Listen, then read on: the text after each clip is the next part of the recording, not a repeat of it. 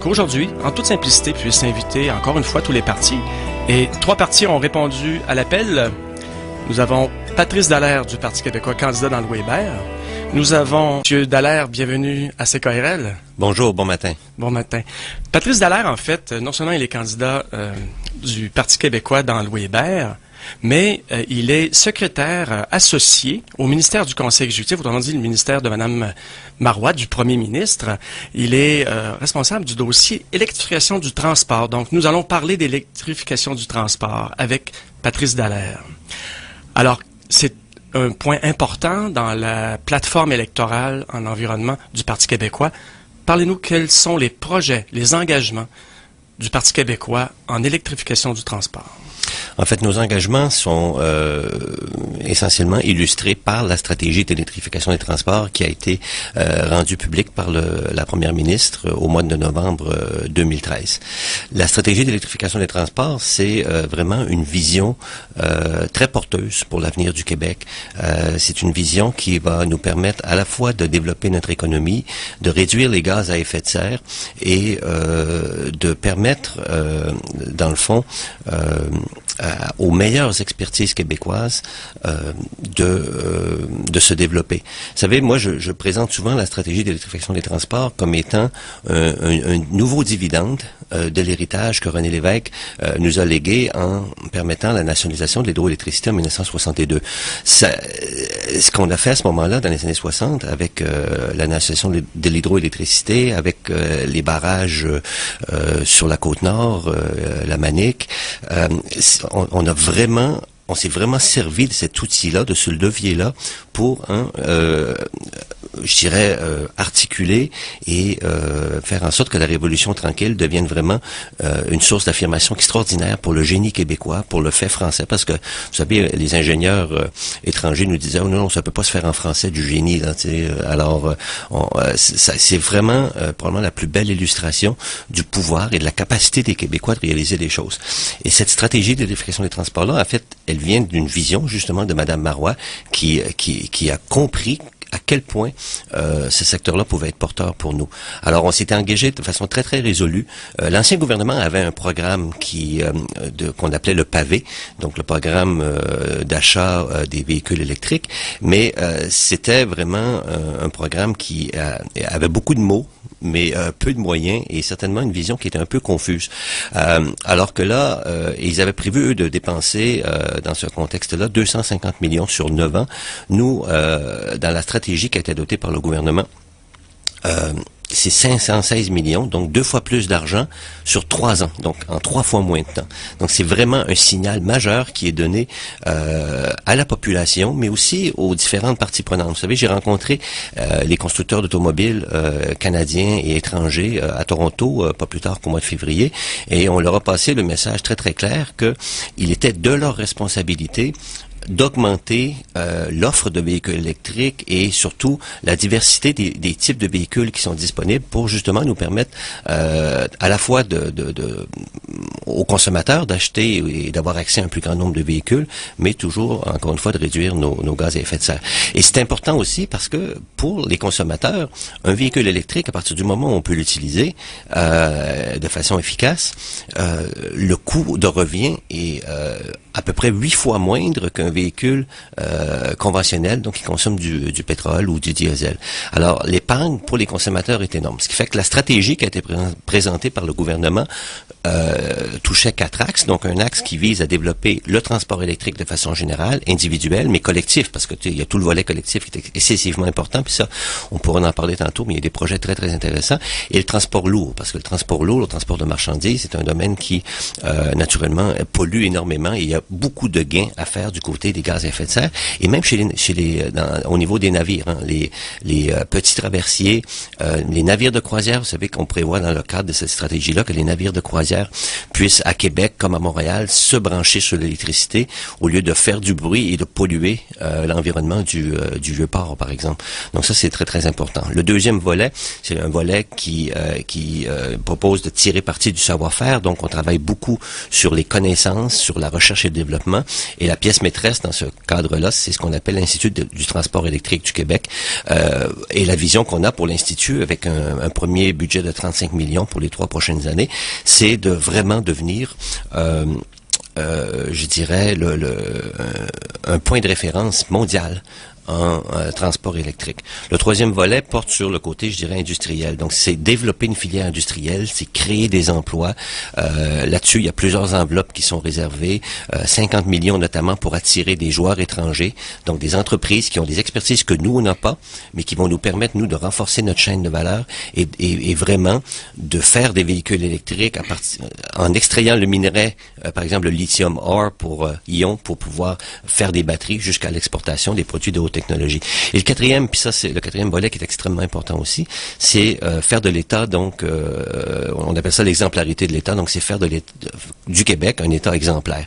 Donc ça aussi donc c'est veut dire que nos ministres vont d'ici 2017 auront tous des voitures électriques pour se déplacer. Ça veut dire que le gouvernement lui-même, dans le renouvellement de sa flotte de véhicules, va faire l'acquisition de 2000 véhicules électriques dans les 3 prochaines années, puis éventuellement encore plus dans les années qui vont suivre. Et ça, je pense aussi, c'est un message qui est très, très significatif. Il y a la question des bornes à domicile aussi pour les gens, les individus. On a par exemple, un programme de subvention qui va permettre de subventionner jusqu'à 50% l'installation de bornes à domicile. Et une autre pièce importante, naturellement, c'est le prolongement sur 3 ans des subventions de 8 000 $ pour l'achat de véhicules électriques. Parce que sous l'ancien gouvernement, sous l'ancien plan, cette subvention-là devait tomber à 4 000 au 1er janvier dernier, à 3 000 au 1er janvier prochain, et ensuite devait disparaître complètement. Donc, il était très, très important de donner un signal, autant à la population qu'aux fabricants d'automobiles, qu'on est très, très sérieux dans ce domaine-là. Et la plateforme nationale du Parti québécois, naturellement, propose de continuer à travailler sur l'ensemble de ces domaines-là qu'on a présenté dans la stratégie l'automne dernier. On avait Pierre Châteauvert comme invité la semaine dernière, pardon, jeudi dernier, qui nous rappelait qu'il y a aussi un objectif de création d'emplois relié à l'électrification des transports. Est-ce que vraiment dans ces programmes-là, il y a un objectif de créer un certain nombre d'emplois? Est-ce qu'il y en a prévu pour la région de Québec? Oui, bien sûr. C'est un objectif parce que quand je parlais de créer de la prospérité, il s'agit vraiment parce que c'est des choses qui vont se décliner sur 10 ans, 15 ans, 20 ans. Donc, c'est des éléments très, très structurants, mais il est toujours un peu difficile de prévoir exactement le nombre d'emplois. Tu sais. On prévoit quand même en créer plusieurs milliers, puis moi, je pense qu'à terme, ça pourrait être plusieurs dizaines de milliers, mais à court terme, je vais vous donner un exemple. Il y a une entreprise ici qui s'appelle Gentech à Sainte-Foy. Oui, avec François Giroux. Exactement, avec M. Giroux, qui produit des composantes, par exemple, pour les bornes électriques notamment, et qui va naturellement bénéficier du déploiement on prévoit au Québec de déployer 10 000 bornes, plus de 10 000 bornes dans les 3 prochaines années. Ce qui fait que le Québec va être l'endroit au monde où il y aura la plus forte concentration per capita de bornes de recharge. Il y a une autre entreprise qui était aussi présente à Québec et qui, là, maintenant, va prendre de l'expansion à Shawinigan. C'est Adénergie, donc, qui est le fabricant, probablement, des meilleures bornes intelligentes, qu'on appelle, et au monde, et qui est d'ailleurs le fournisseur d'Hydro-Québec pour le circuit électrique. Alors, ça prouve la qualité de ce qu'ils font. Mais c'est pas parce qu'ils sont québécois qu'Hydro-Québec les a choisis, c'est parce qu'il y avait vraiment les meilleures bornes. Et à ce moment-ci, je pense que c'est important de mentionner que vous avez été chef de poste en République populaire de Chine, donc représentant du Québec en Chine, pas dans un bureau indépendant, mais dans une ambassade. Vous avez été aussi à l'Institut de l'énergie et de l'environnement de la francophonie. La francophonie, donc c'est un domaine que vous connaissez, j'imagine, et vous avez un réseau dans tout le monde francophone.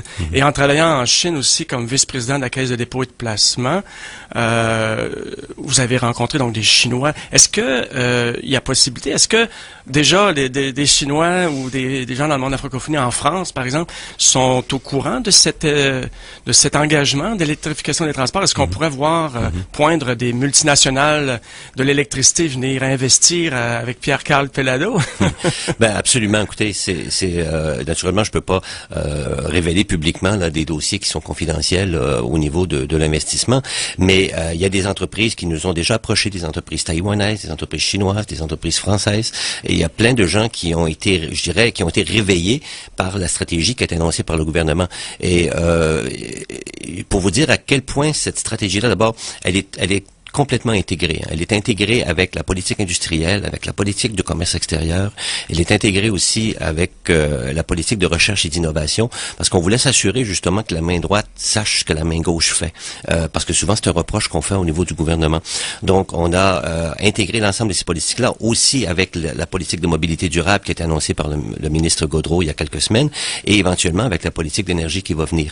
Et l'idée, c'est que, d'abord, non seulement on attire de l'investissement, mais en plus, l'avantage qu'on a, par exemple, sur un pays comme la Chine, c'est qu'on prend de l'énergie propre, l'énergie du Québec, produite au Québec, elle est à 99% renouvelable. Alors, on a un avantage énorme à profiter de ce côté-là, de cette ressource-là qu'on a au Québec et qu'on a en abondance. Et concrètement, donc, si on a un gouvernement du Parti québécois majoritaire, je vais pouvoir m'acheter une voiture électrique, prendre l'autobus électrique et avoir un impact sur la diminution des émanations de gaz à effet de serre? Absolument. D'abord, à chaque fois qu'on prend un transport en commun, on réduit les gaz à effet de serre, que ce soit électrique ou non. Donc déjà là, je pense que c'est quelque chose qu'il faut encourager. Naturellement, en ayant une voiture électrique, comme je disais tout à l'heure, on peut... Surtout dans un cadre totalement urbain, là, sans même avoir les prolongateurs d'autonomie, on peut rouler totalement électrique et mettre absolument zéro émission de gaz à effet de serre. Au niveau des autobus, naturellement, on travaille. Il y a déjà le métro à Montréal. Il ne faut pas oublier que le métro, pour lequel d'ailleurs on a annoncé aussi un prolongement de la ligne bleue, le métro représente 50% des transports collectifs au Québec qui sont déjà électrifiés. Mais on a par exemple annoncé le 22 novembre avec Madame Marois et le président mondial de Volvo, un projet qu'on appelle Cité Mobilité et qui vise par exemple à Montréal à déployer des transports électriques d'abord dans le secteur de l'autobus, du transport en commun, mais aussi pour l'ensemble des services publics par exemple. Ça peut être un camion de déchets, ça peut être un camion qui arrose les fleurs, qui va se recharger à la même borne de recharge que l'autobus. Donc, et j'espère aussi qu'on aura, parce qu'on a des discussions, il y aurait des projets éventuellement, possiblement pour Québec aussi, dans un peu des projets de démonstration du même genre. Donc, concrètement, si je vais acheter une voiture électrique, là, quelle subvention que je vais avoir si je vote PQ, là? C'est pas en votant pour le Parti québécois, parce que ces programmes-là sont déjà, ont déjà été annoncés, donc ils font partie, ils sont déjà prévus dans le cadre budgétaire pour les 3 prochaines années. Mais la subvention peut aller jusqu'à 8 000 $, et la plupart, ça dépend un peu de la force de la batterie, là, mais en général, la plupart des gens ont le maximum ou tout près du maximum, selon la force de la batterie qui est dans le véhicule. Mais donc ça, c'est déjà garanti. Mais la garantie que vous avez de notre part, c'est que ça va continuer parce que notre engagement, il est beaucoup plus fort et beaucoup plus concret que celui de nos adversaires dans ce domaine-là. Et juste un petit mot, avez-vous quoi dire sur votre adversaire? On a M. Sébastien Bouchard qui s'en vient à l'instant.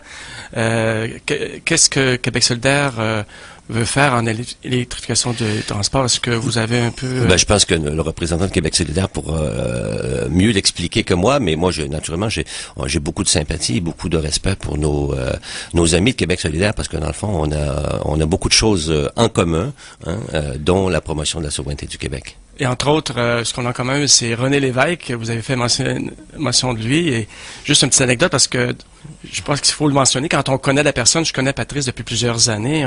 On s'est rencontrés, je pense même à la rédaction, pour devenir diplomate canadien, un examen que tout le monde fait pour devenir diplomate. Et on s'est retrouvés à Ottawa ensemble. Et le soir du décès de René Lévesque, on s'est retrouvés 2 Québécois perdus, 2 Québécois souverainistes perdus à Ottawa, et j'aimerais dédier la prochaine chanson à M. René Lévesque. Merci beaucoup.